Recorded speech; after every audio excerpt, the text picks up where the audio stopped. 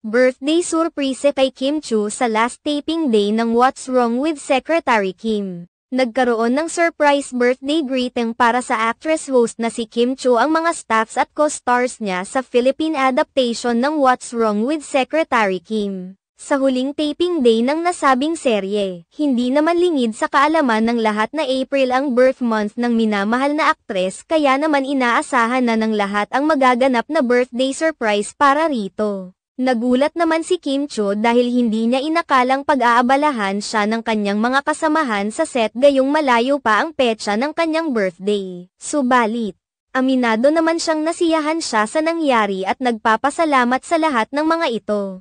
Sa kabilang banda, marami naman sa mga fans ang nagtatanong kung bakit hindi nakita si Paolo Avellino sa ginawang pa-birthday surprise para kay Kim Chiu. Marami rin ang nakapansin na panay ang lingon ni Kim Chiu at tingin sa likuran na tila ba may hinihintay itong lumabas. Sa ngayon ay marami pa rin ang naniniwala ay umaasa na talagang nagkakamabutihan na sina Kim Chiu at Paolo Avellino dahil sa makikitang closeness nila.